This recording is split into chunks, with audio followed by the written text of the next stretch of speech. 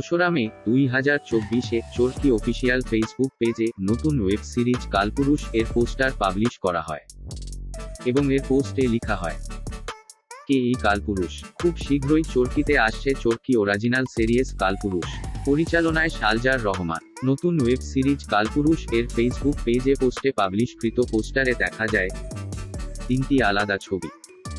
বাম পাশের ছবিটিতে দেখা যাচ্ছে এক জোড়া রক্তাক্ত পা, যার পাশে জীবিত নাকি মৃত তা বোঝা যাচ্ছে না। এই পা থেকে খানিকটা দূরে দাঁড়িয়ে আছে একজন কিশোরী ও একজন নারী। মাঝের ছবিতে দেখা যাচ্ছে একজন পুরুষ চেয়ারে বসে আছেন, যার পরনে লাল রঙের জ্যাকেট ও চোখে একটু ভিন্ন ধরনের চশমা। আর একদম ডানে দাঁড়িয়ে আছেন আরেকজন পুরুষ, তার সামনেও ছড়িয়ে ছিটিয়ে আছে কিছু রক্তের কণা। চঞ্চল চৌধুরী, FS9, তানজিকা আমিনকে দেখা যাচ্ছে পোস্টারটিতে।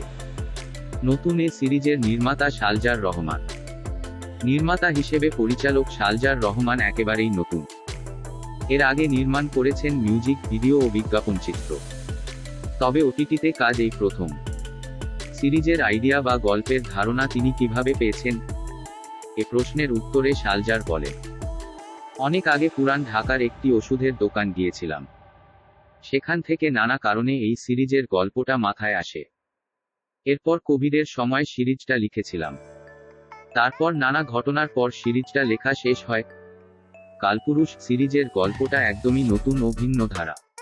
এর আগে প্রথম আলোকে দেওয়া সাক্ষাৎকারে তরুণ এই নির্মাতাকে নিয়ে উচ্ছ্বাস প্রকাশ করেছিলেন ফিল্ম সিন্ডিকেটের প্রতিষ্ঠাতা ও প্রধান নির্বাহী কর্মকর্তা মীর মোকাররম হোসেন এবং আরেক সদস্য নির্মাতা সৈয়দ আহমেদ শাওকি।